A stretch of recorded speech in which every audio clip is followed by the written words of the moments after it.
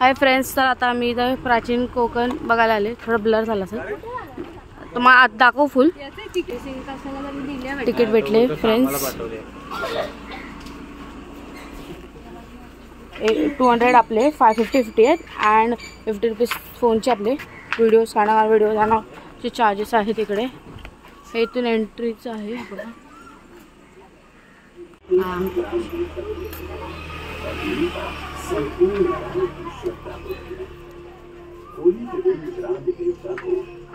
Hi friends, तर आता आम्ही निघाले इथून.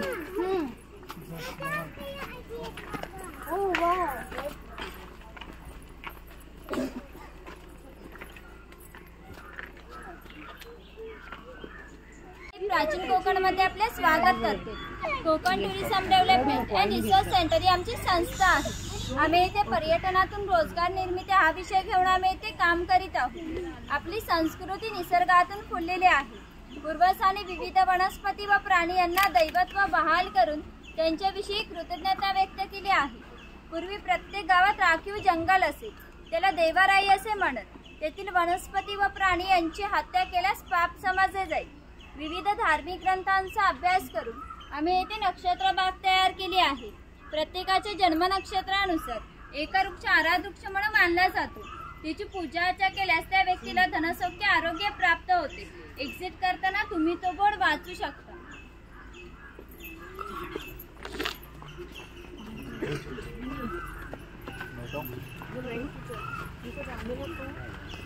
हा पिंपळ पार आहे. आपण कोकणी माणसं वड पिंपळांना पवित्र मानतो, तसेच त्यांना दीर्घायुष्याचे प्रतीकही मानलेले आहे. याला पिंपळ पार असे म्हणतात कारण हा जो दगडी कट्टा बांधलेला आहे याला कोकणी भाषेमध्ये पार असे म्हणतात. हा पार 400 वर्षापूर्वी बांधला गेला.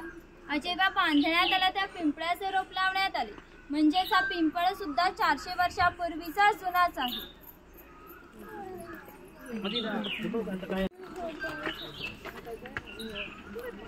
हा शिलालेख आहे. या शिलालेखावर लिहिलेली कविता कवी माधव यांनी 100 वर्षापूर्वी लिहिली.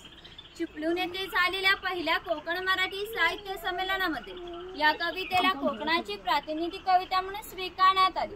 या कवितेत कवीने कोकणाच्या निसर्ग सौंदर्याचे सुंदर वर्णन केले आहे. हिरवे तळ कोकण सह्याद्रीच्या तळी शोभते हिरवे तळ कोकण, राष्ट्रदेवीचे निसर्ग निर्मित केवळ नंदनवन. या कवितेत नंदनवन हा शब्द आला आहे. नंदनवन या शब्दाचा अर्थ आहे स्वर्गातील इंद्राची बाग जितकी सुंदर आहे तितकेच आपले कोकणही सुंदर आहे. ही गुहा काळाचे प्रतीक आहे. गुहेच्या अलीकडे आहे वर्तमान काळ आणि गुहेच्या पलीकडे आहे 500 वर्षापूर्वीचा भूतकाळ. इथून आपण पाहणार आहोत 500 वर्षापूर्वी कोकणी माणसं कशी राहत होती.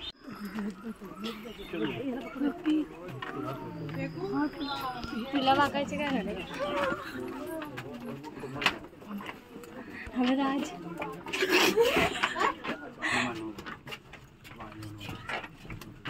आम्हाला वाकायची गरज असते, आमची हाईटच तेवढी आहे. पुरे डिटेल्स दिले ते.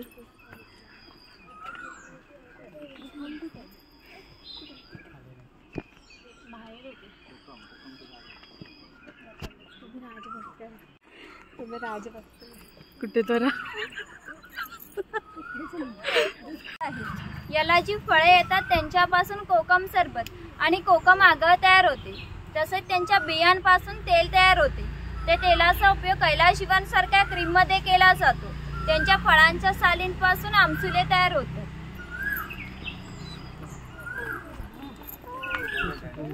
सुपारी,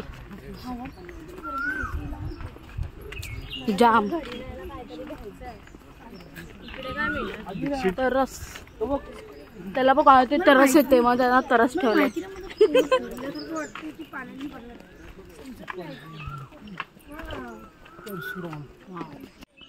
हे आहेत भगवान परशुराम. आपल्या पुराणामध्ये उल्लेख आहे की हजारो वर्षापूर्वी भगवान परशुराम होऊन गेले. त्यांनी संपूर्ण पृथ्वी जिंकून घेतली आणि जिंकून घेतलेली सर्व पृथ्वी त्यांनी दान केली.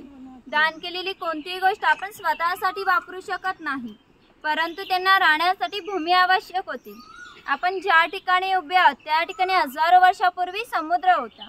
त्यांनी त्याच्याशी युद्ध केले आणि 40 ते 50 किलोमीटर पाठीमागे ढकलले. आणि या सुंदर कोकण प्रदेशाची निर्मिती केली। या कोकण प्रदेशाला परशुरामाची भूमी असेही म्हटले जाते। हे सारे कोकण दऱ्याखोऱ्याने वेढलेले आहे। सूर्याची किरणे जमिनीपर्यंत पोहोचू शकत नाही एवढी दाट अरण्य, वाघ, अस्वल, गवेडे यांसारखी जंगली श्वापदे, 200 ते 250 प्रकारची औषधी वनस्पती, शेकडो प्रकारचे मासे, दुर्मिळ कासवे, सुसर्मगर यांसारखे प्राणी ते पाहायला मिळते। कोकणामध्ये लाल रंगाचा जांबा नावाचा दगड मिळतो। जांबा दगडाचा हा जो पक्का रोड बनलायला कोकणी भाषेमध्ये पाखाडी असे म्हणतात। ही पाखाडी 400 वर्षापूर्वी बांधली गेली। ती गणपतीच्या देवळापर्यंत होती। काळाच्या ओघात ती नष्ट झाली। आता ती आपल्या प्राचीन कोकणमध्ये शिल्लक राहिलेली पाहायला मिळेल। पूर्वी सामान्यपणे अशा पाखाड्या ग्रामदेवतेकडे जाण्यासाठी बांधल्या जात असत। आपण सुद्धा या पाखाडीने प्राचीन कोकणमधील ग्रामदेवतेकडे जाणार आहोत।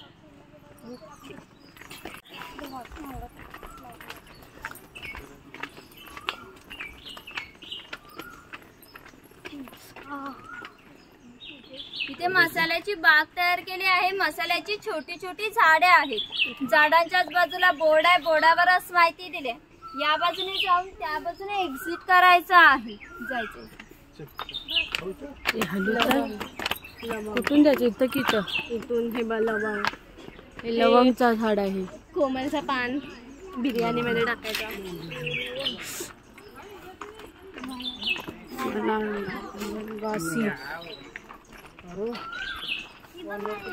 दीदी तुझा मित्र हा बघ। तू मेल आहे तो, फिमेल नाही।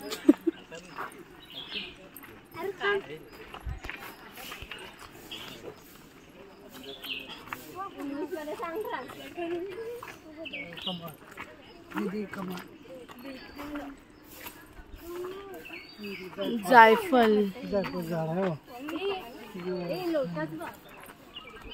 कुठं आहे? आहे का? पण फुललेला नाहीये। दालचिनीचं हा बघा झाड, दालचिनीचं। दारू, सीतादी कुळ, सिनेमा, आंबी हळद आहे बघा, आंबी हळद आहे। श्रीफळ, ऑल स्पाइस। ऑल स्पाइस वरती असतात, ते काय तुला दिसणार आहे?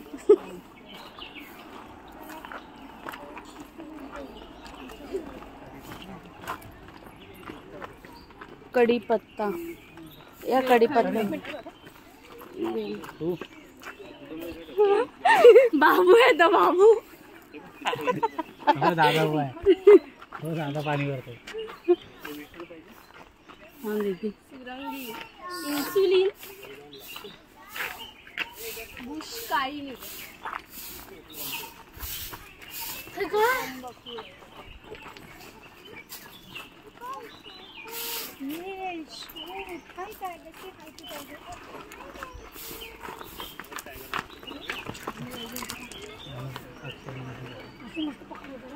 शिरफळाची फळे जंतुनाशक असतात, तसेच त्यांचा वापर शेतकरी धान्य साठवण्यासाठी करतात आणि गरम मसाल्यांसारख्या पदार्थांमध्ये याचा वापर केला जातो।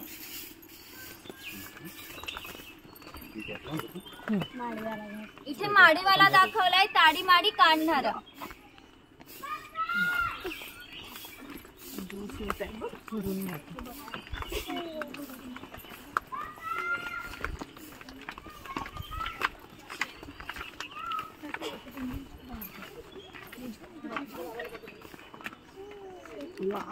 किती मला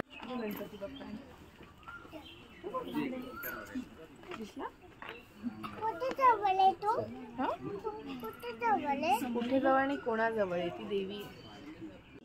पूर्वी धार्मिक संस्थाच गाव नियंत्रित करत असत। गावातील गावकरी येथे एकत्र येत असत। गावातील 2 व्यक्तींची भांडण झाली तर सगळा गाव एकत्र येऊन गाव प्रमुख त्यांच्यासमोर न्यायदान करीत असे। आणखीन एक महत्त्वाचे वैशिष्ट्य म्हणजे जगभर अशी प्रथा आहे की प्रत्येक जाती धर्माचे लोक आपापल्या देवाकडे जातात आणि देवाचं दर्शन घेतात। आपण कोकणी माणसं सुद्धा वर्षभर देवळात जातो आणि देवाचं दर्शन घेतो। जेव्हा आपल्याकडे शिमग्याचा सण येतो तेव्हा हा देव या पालखीत बसून प्रत्येकाच्या घरोघरी नेला जातो। म्हणजेच कोकणी माणसं आणि देव यांचं नातं इतक्या जवळचं आहे की आमचे एकमेकांकडे जाणे येणे असते. या देवीचं नाव आहे वाघजाई. हे नाव आम्ही जाणीवपूर्वक ठेवलंय. असं म्हणतात की ज्या निसर्गामध्ये वाघ असतो तो निसर्ग समृद्ध असतो. 500 वर्षापूर्वीचा निसर्ग सुद्धा असा समृद्ध होता. त्याला आमच्या भावविश्वामध्ये दैवत्वाचं स्थान आहे. आपण कोकणी माणसं वड, पिंपळ, नागसाप यांची पूजा करतो. म्हणजेच आपण निसर्ग पूजक माणसे आहोत. आणि आपल्या देवीचं नाव सुद्धा प्रत्यक्ष निसर्गाशी संबंधित ठेवलेलं आहे वाघजाई. ही आमची काही पारंपरिक वाद्य आहेत. लाकडी ढोल, मातीचे ताशे. यांचा खालील भाग मातीचा बनवलाय. हे ताशे 110 वर्षापूर्वीचे जुनेच आहेत. वाजवणारे जर कसबी असतील तर त्यांचा आवाज 1 ते 2 किलोमीटर पर्यंत जात असे. पूर्वी यांचा वापर संदेशवन व धार्मिक कार्यात केला जायचा. यांची अशी श्रद्धा आहे की हा देव त्यांच्यावर नियंत्रण ठेवतो. म्हणजे याला शिमग्याला गाराणे घातले जाते आणि पशुबळी दिली जाते. ही वीरगळ आहे वीरप्राप्ती लोकांचे प्रतीक चिन्ह.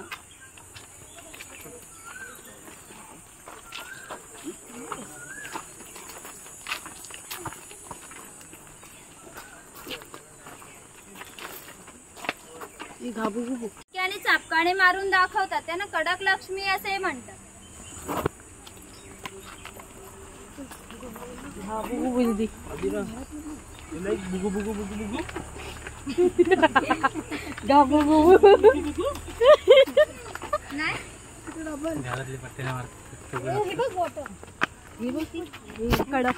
समाजाची लोक समुद्राच्या इतक्या जवळ राहतात की समुद्राच्या भरतीचे पाणी त्यांच्या घराला लागून जाते. एवढी छोटी होडी घेऊन ते खोल समुद्रामध्ये 8 ते 10 तास मासेमारी करतात. कधी कधी समुद्राच्या उसळणाऱ्या लाटा यांच्या होडीपेक्षाही खूप मोठ्या असतात. तरी ते कुशलतेने होडी बदलावतात आणि पहाटेच्या वेळी परत घरी येतात. काजू पडले.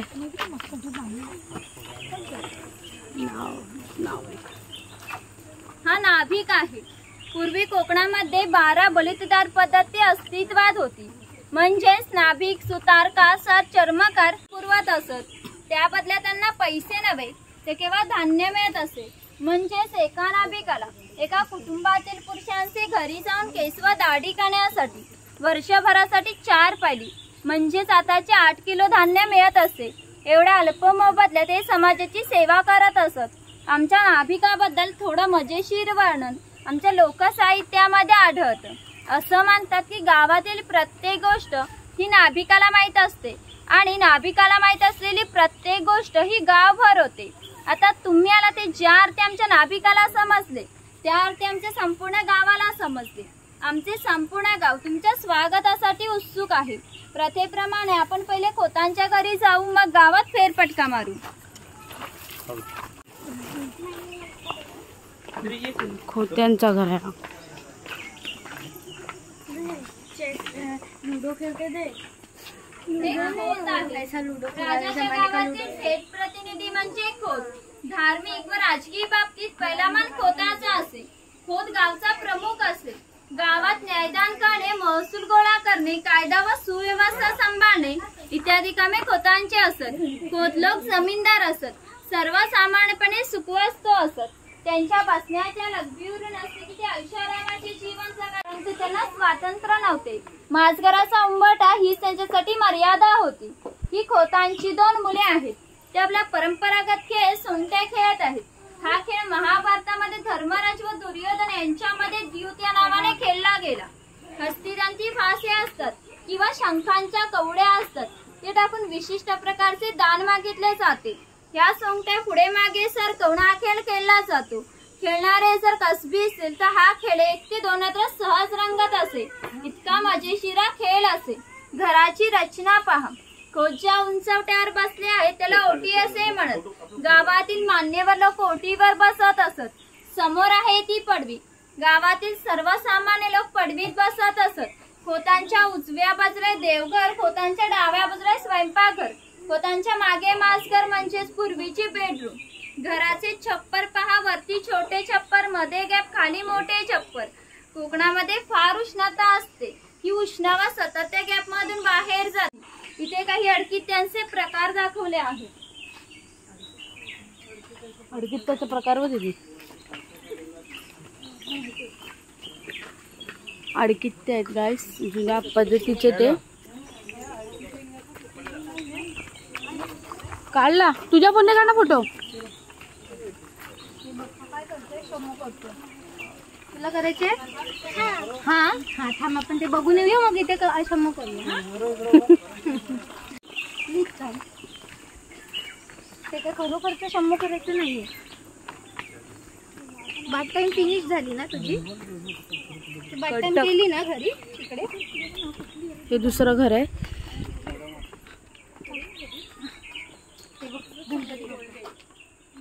बोल गणपती बाप्पा मंगल मूर्ती इंदिर मामा की.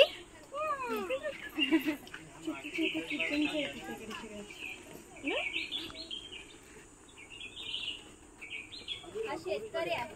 त्याचं गवताचं गरणी त्याच्या आपल्या कपड्यावर जाऊ नका. आमच्या गावातील प्रमुख उत्पादक घटक असेल. हा एकमेव धान्याचे उत्पादन करीत असेल असे म्हणतात. ती सतत पेटी ठेवली जायची कारण पूर्वी घरामध्ये लायटर किंवा माचीस नव्हती. शेतकऱ्याच्या बायकोला स्वयंपाक करायचा असेल तर इथून 2 ते 3 निकार घेऊन स्वयंपाकघरातील चूल पेटवली जात असेल. हा जर विस्तव विसला तर घरामध्ये 2 गारगोटे ठेवल्या जात असत. त्या एकमेकाला घासून विस्तव करावा लागत असे. ही खोयणी आहे, हिचा वापर मासे पकडण्यासाठी केला जायचा. पाठीमागे वेलीने बांधून ही पाण्यात ठेवली जाते. याची अंतर्गत रचना अशी आहे की आत गेलेला मासा बाहेर पडू शकत नाही. ती शेणाने सारवलेली टोपली आहे. तिला कोकणी भाषेमध्ये कणगी असे म्हणतात. कोकणी शेतकरी भात, नाचणी, हरिकोरी यांसारखी धान्य पिकवतो.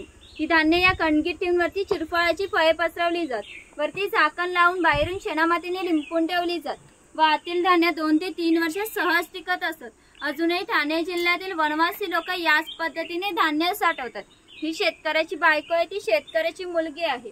हा पाळणा शेतकऱ्याच्या घरी कायमस्वरूपी टांगून ठेवला आहे कारण शेतकऱ्याच्या घरी दरवर्षी पाळणा आलाच असेल. म्हणजेच प्रत्येक शेतकऱ्याला 8 ते 10 मुले असत. पूर्वीच्या काळी एकत्र कुटुंब पद्धती अस्तित्वात होती. हे उत्साला याचा वापर कपडे सुकत घालण्यासाठी केला जायचा. घरामध्ये गौरी गणपतीचा सण दाखवला आहे. वाव, गवर गवर आणि गणपती आहे.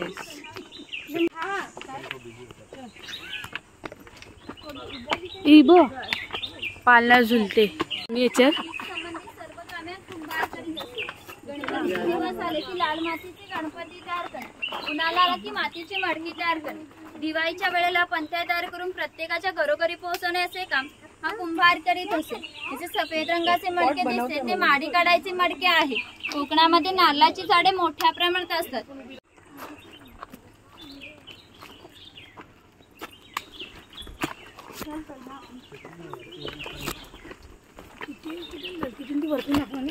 हा वरती जाऊन हा सोनार आहे. ते देवतांना लागणारे दागिने बनवून देण्याचे काम हा सोनार करीत असे. यांच्या या अप्रतिम कळाकुसरीमुळे यांच्या दागिन्यांना जगभर मागणी होती. शिमगा, नवरात्र, वन्यवली ग्रामदेवतेला दागिने घालण्याचा मान हा सोनाराचा असतो. हा वाणी आहे. सौल राजापूर दाभोळ या कोकणातील बंदरांना 5000 वर्षापूर्वीचा इतिहास आहे. या बंदरांमधून भारतीय व्यापाऱ्यांनी जगाशी व्यापार केला. यातून निर्यात होणाऱ्या वस्तूंमध्ये हस्तकौशल्याच्या वस्तू, हस्ततंती वस्तू, हिरे, माणिके, दागिने, शंख, शिंपले, मसाले इत्यादी वस्तू निर्यात वाणी करत असे. त्या बदल्यात संपूर्ण जगातून भारतात सोने येत असे. म्हणजेच भारताने जे सुवर्ण गडभवले त्याचे प्रवेश हरी कोकणची बंदरे होती.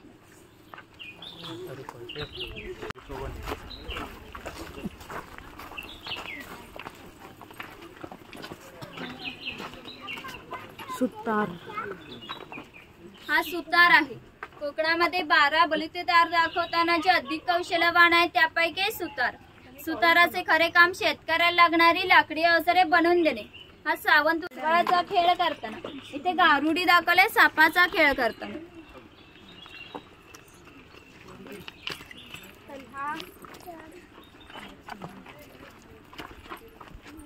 लोहार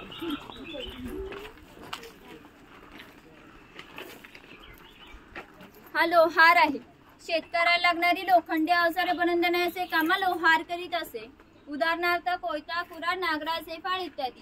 500 वर्षापूर्वी कोकणाची राजकीय परिस्थिती अस्थिर होती. बरेचसे लोक सैन्यामध्ये होते. त्यांना लागणाऱ्या लोखंडी ढाळी व तलवारी बनवून देण्याचे काम हा लोहार करीत असे. याचे वैशिष्ट्य म्हणजे कोकणातील खोत व मराठा यांच्याकडे काहीशा वर्षापूर्वीच्या तलवारी आहेत. त्यांना अजूनही गंज आलेला नाही. दर दसऱ्याला त्यांची पूजा केली जाते.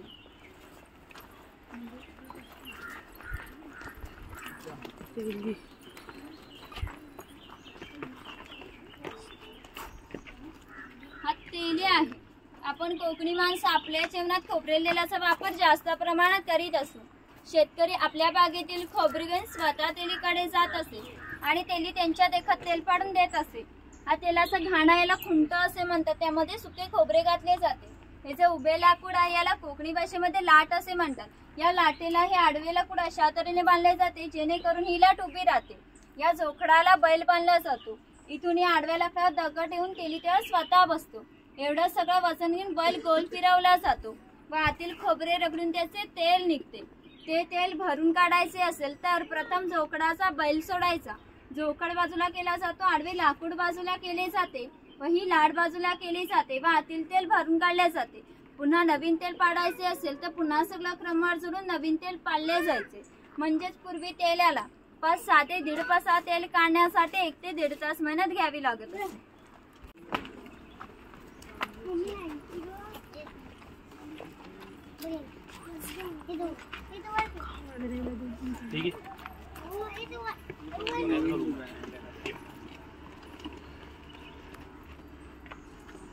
प्रत्येक व्यवसाय जातनी होता. व्यवसाय निवडीचे स्वातंत्र्य नव्हते. आपापल्या जातीचा व्यवसाय करावा लागत असे. म्हणजेच बांबूंच्या वस्तू बनवून देण्याचे काम बुरुड करत असे. हे सूप आहे. फुलांची परडी आहे. ही रवली आहे. हिचा वापर धान्य धुण्यासाठी व धार्मिक कार्यात केला जातो. आपल्या इकडे जेव्हा शुभ कार्य असते तेव्हा घरातील कुमारिका व सौभाग्यवती स्त्रिया या रवलीमध्ये दिवा पेटून उभ्या असतात. हा दिवस शुभ कार्य पार पडण्याच्या आधी विझला तर अशुभ मानले जाते. आपल्याकडे जेव्हा चाकरमान्यांचे मुंबईला लग्न असते तेव्हा ही रवली गावावरून मुंबईला पाठवली जाते. कारण मुंबईला सर्व वस्तू मिळू शकतात पण ही रवली मिळू शकत नाही.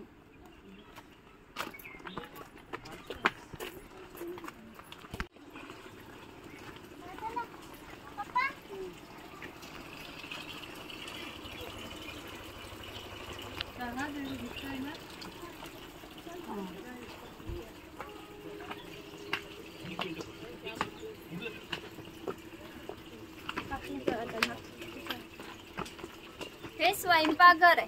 प्रत्येक समाजाची स्वतंत्र अशी खाद्य संस्कृती असते. कोणत्याही 2 समाजाची खाद्य संस्कृती समान नसते. कोकणी माणसांची चविष्ट अशी खाद्य संस्कृती आहे. आपण कोकणी माणसं आपल्या जेवणात भात व मासे मोठ्या प्रमाणात खातो. कोकणात येऊन माशाची आमटी, उकडीचे मोदक, भाजणीचे वडे न खाणे म्हणजे कोकण न बोलल्यासारखे आहे. पूर्वी घरामध्ये दगड मातीच्या वस्तू असत. हे जे जातणीसारखे दिसते त्याला घिरड असे म्हणतात. जातणीमध्ये धान्य त्या निघते. घिरटामध्ये भात घातले जाते तेव्हा अख्खा तांदूळ बाहेर निघतो. कोंडा बाजूला होतो. हे शेवया काढायचे लाकडी यंत्र आहे आणि ते लोखंडी यंत्र आहे. हे मोदक पात्र आहे म्हणजेच कोकणी कुकर. यामध्ये खाली पाणी ठेवले जाते. त्या सांडणीवर केळीचे पान ठेवून त्यावर मोदक ठेवले जातात व आतील मोदक शिजून निघतात. हे पुरण यंत्र आहे. यामध्ये शिजलेली डाळ घातली जाते व हे रड उलट फिरवल्यावर आतील डाळ वाटूनच्या गोड अशा पुरणपोळ्या होतात. ती चहाची किटल्या. तो टिफिन बॉक्स आहे. वरती पाण्याचा तांब्या, खाली 3 डबे, बाजूला 2 चमचे, दोन्ही बाजूने लॉक केलेले आहेत. इथे लाकडी चमच्यांचे काही प्रकार दाखवले. ही दगडी उखळ आहे. यामध्ये पूर्वी भाताचे पोहे काढले जात असत. आपल्याकडे जो भात आहे तो रात्री भिजत घातला जातो व सकाळी तेथील आतील पाणी काढून तो भात पोह्याच्या कापरावर भाजला जातो व या उखळीमध्ये मुसलीच्या साहाय्याने काढले जाते व त्याचे पोहे तयार होतात. यावरून तुमच्या लक्षात आले असेल की पूर्वीचे जीवन किती कष्टमय होते. हजारो वर्ष याच पद्धतीने जगले गेले. पाण्याचा आवाज वगैरे मस्त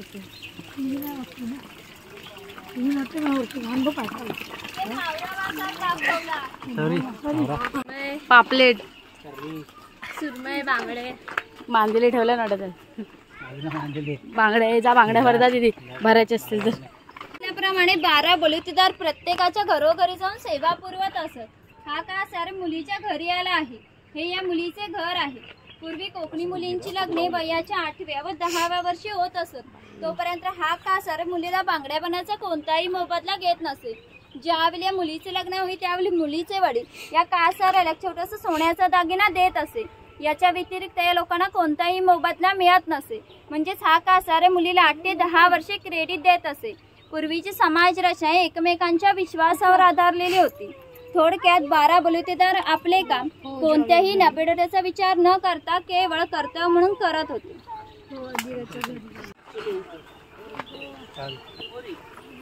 इथे गरुड पक्षी सापाची शिकार करताना दाखवला आहे.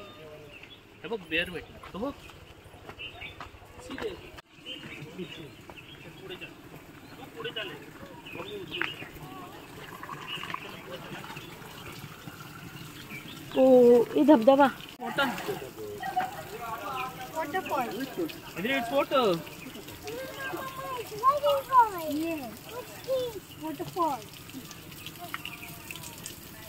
हा पाणवठा आहे.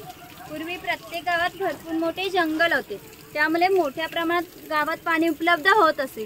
ज्या ठिकाणी गावात पाणी उंचार बारमाही असते त्या ठिकाणी धरण बांधून प्रत्येकाच्या घरोघरी पाटाने पाणी नेले जात असे. ग्रामदेवतेनंतर पाणवठा एकमेव ठिकाणी ज्या ठिकाणी सर्व गावे एकत्र येत असत.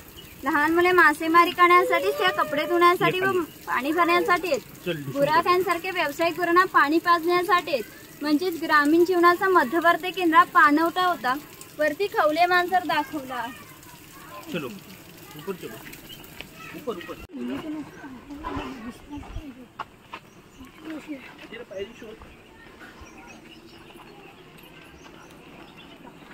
हा चर्मकार आहे.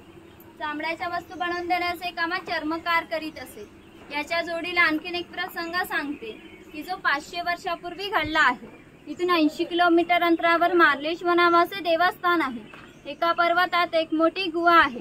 त्या गुहेमध्ये एक शंकराची पिंड आहे. आणखीन एक वैशिष्ट्य म्हणजे त्या गुहेमध्ये अजून एक जिवंत साप आहे. पूर्वी मार्लेश्वर देव एका गावात राहत होते. तेथील लोक वाईट मार्गाने वागायला लागले होते. त्यामुळे शंकराचे पावित्र्य कमी होऊ लागले. शंकराला ते मान्य होणे शक्य नव्हते, म्हणून त्यांनी गाव सोडून जाण्याचा निर्णय घेतला. मकर संक्रांतीच्या आदल्या रात्री ते गावाबाहेर पडले. गावाबाहेर या चर्मकाराचे घर होते. चर्मकार गरीब पण श्रद्धाळू नीतिवान होता. शंकराने कोणत्याही जातीपातीचा विचार न करता या चर्मकाराला मशाल टाकण्याची विनंती केली. चर्मकाराने सुद्धा अतिथी देव म्हणून मशाल टाकण्याची सुरुवात केली. शंकराचे आज ज्या ठिकाणी मार्लेश्वर आहे त्या ठिकाणी जाऊन आपले खरे रूप प्रकट केले आणि या चर्मकाराला दर्शन दिले व सांगितले यापुढे मी याच ठिकाणी राहणार आहे. या गोष्टीला जवळजवळ 500 वर्ष झाली. आजही मकर संक्रांतीला शंकराची मूळ गावातून पालखी निघते. तिला मशाल टाकण्याचे काम चर्मकाराचा आजचा वंशज करतो. म्हणजेच मार्लेश्वर असे देवस्थान जिथे कोणत्याही प्रकारचा जातीभेद मानला जात नाही. तुम्ही जर श्रद्धाळू असाल तर तुम्हाला तो नक्कीच पावेल. इथून पुढे मार्लेश्वराची प्रतिकृती तयार केली, तिचे तुम्ही दर्शन घ्या. मार्लेश्वर जायचा पूर्ण झाला इथेच.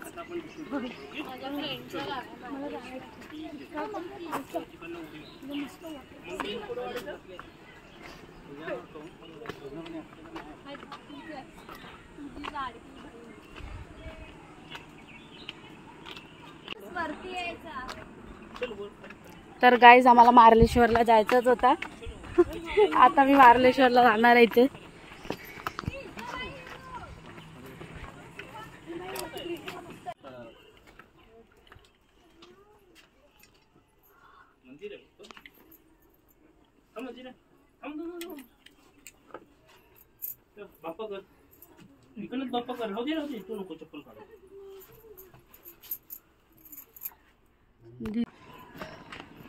तर फ्रेंड्स आम्ही मार्लेश्वरला जाऊन आले. तुम्ही बघितलाच ना.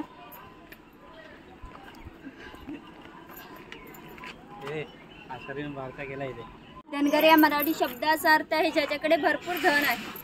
पूर्वी हा धनगर समाज इतक्या दुर्गम ठिकाणी राहत असे की त्यांचा पहिला बस स्टॉप त्यांच्यापासून 10 ते 12 किलोमीटर अंतरावर असे.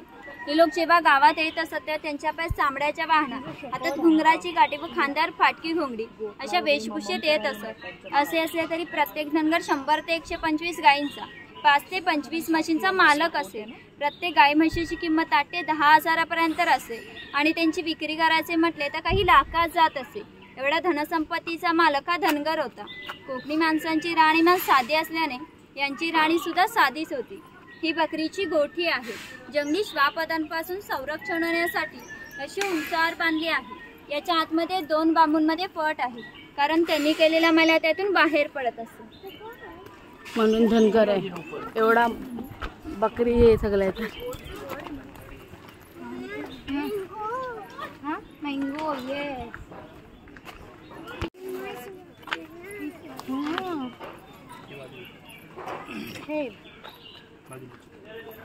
खैराचे झाड आहे. याच्या आतील लाल रंगाच्या खोडापासून कात तयार केला जातो, जो पानामध्ये लाल रंग येण्यासाठी वापरला जातो.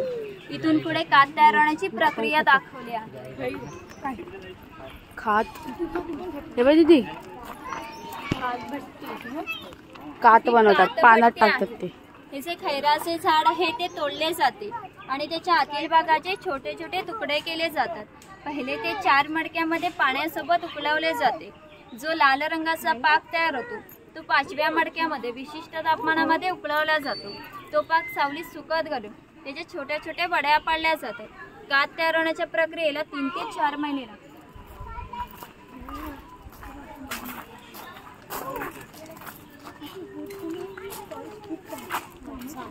काली मिरी झाड आहे टाकाली.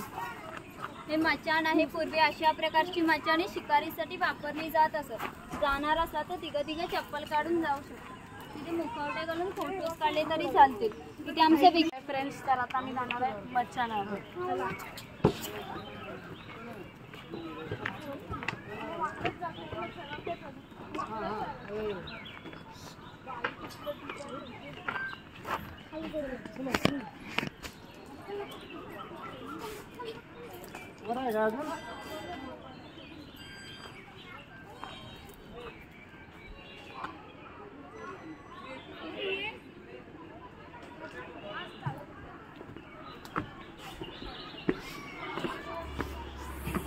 आम्ही फ्रेंड्स मच्छानावर उभे आहे. आता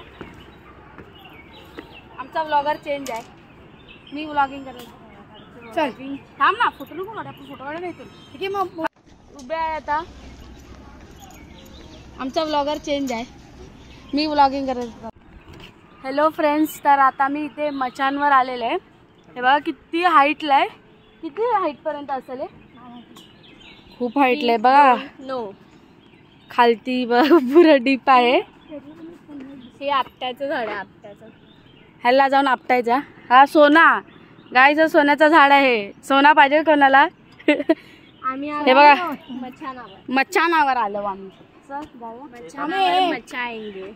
फोटोशूट बाकी आहे. ओके ऐसा भी है फोटोशूट चला गाइस. तर हा हे बघा फोटोशूट. हा अरे झाला. हे घे. मला पाय बघ इथं आतून ना कसं तरी अजीबच फील होतंय. ते कसं होतं माहिती, भीती वाटते. भीती वाटते फ्रेंड्स. तसंच कसं अजीबच फील होतं आतून. राहा लवकर.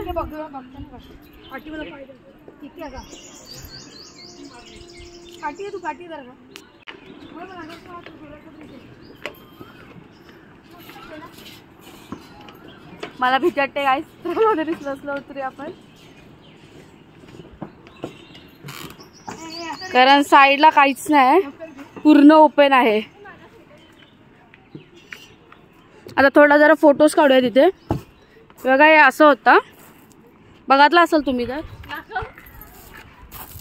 हे काय लिहिलंय काहीतरी इथं माहिती सगळी बघा. तुम्हाला माहिती पाहिजे तर व्हिडिओ पॉज करून असे तुम्ही वाचू शकता.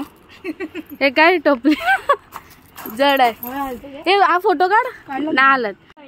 नारळ आहे तो. कोणता? आम्हाला कैदी वाटला.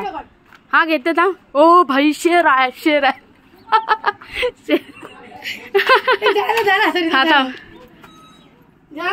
ए अनिल कसं हा मी बोलीन तेव्हा. तू असं थोडस बाहेर. हा बरोबर आहे. अरे तुझं तोंड दिसतो. हा बस असं बस प्रॉपर. कसं वाटतंय मग ते. अरे फोटो काढ. चष्मा. रावणला चष्मा, रावणला चष्मा, रावणला चष्मा पाहिजे. एक मिनिट असं नको पुढे जाऊन नाही काढलं तुम्हाला. प्राचीन कोकण नमन मंडल. हे नमन मधले सर्व. अरे क्या थांब. होय सिम्बा आहे गाय सिम्बा. आला. हाय फ्रेंड, तर आम्ही मॅग्नेट हे वाले की कोकणातले रत्नागिरी नको का? ओके असं आहे हे घ्या. आम्ही राहतो ना रत्नागिरीमध्ये. नाही झालं तुझा व्हिडिओ. हा थांब. आम्ही फ्रेंड्स हे घेतलं आहे हे ते हे बघा हे लाकडाचं आहे सर्व ते. हे कोकण हे 2 किचन घेतले वूडचे आणि बहिवरा सरतकसाठी. फुल वूडचं आहे बघा शॉप फुल वूड. तर फ्रेंड्स आता आम्ही शंख बघायला जाणार आहे. सो तिथे ब्लॉग अलाउड नाही आहे. आम्ही ते ब्लॉग नाही काढला आहे बघ. ते छोटीशी कैरी भेटले तिथे आपण घालतो. छोटे कामाचं आहे ते लोटस हो गया. पर्पल कलरचं आहे फ्रेंड्स लोटस. मस्त आहे पर्पल कलर वाला. पिंक कलर मध्ये गावसीमा आहे. आम्ही कोकणी माणसे फार श्रद्धाळू आहोत. जेव्हा आम्ही गावाबाहेर जातो तेव्हा या गावसीमेवरील देवाला राखणदार असे म्हणतो. याला नमस्कार करूनच आम्ही गावाबाहेर जातो, कारण आमची अशी श्रद्धा आहे की हा देव आमच्या पाठीशी ठामपणे उभा असतो.